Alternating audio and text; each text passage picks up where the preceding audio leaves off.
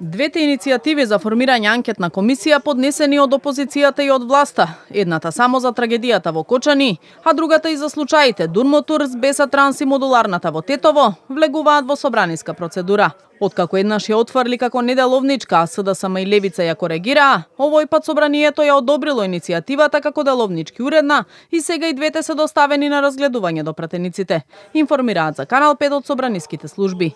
Дали и која иницијатива ќе биде прифатена ќе одлучуваат народните избраници, најпрво во матичните собраниски комисии за политички систем и законодавно-правната, а потоа и на пленарна седница. Од опозицијската Левица не ја исклучуваат можноста да се формираат две анкетни комисии и најавија учество на нивни пратеници во двете.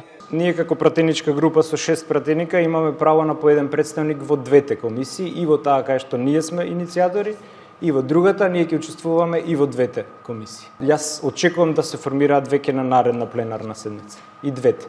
Од владеачката вреди, че и пратеници се дел од предлагачите заедно со ВМРО ДПМН и Знам за формирање проширена анкетна комисија, на која освен за пожарот во Кочани, ќе се расправа и за оној во модуларната во Тетово и за автобуските несреќи на Дурмотурс и Беса Транс, сметаат дека само преку ваков сеопфатен пристап може да се лоцираат институционалните празнини, но и индивидуалната одговорност во сите 4 случаи. Во меѓувреме за трагедијата во Кочани ќе се расправа и на постојаната анкетна комисија за заштита на човековите права и слободи, закажана за 9 декември, а со која председава пратеникот Апасиев.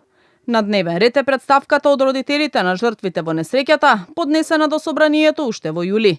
Новаа комисија ќе се обратат и родителите на загинатите деца, а поканети да присуствуваат си и спикерот Гаши, премиерот Мицкоски, председателката Свилјановска Давкова, министерот за внатрешни Тошковски, како и координаторите на пратеничките групи.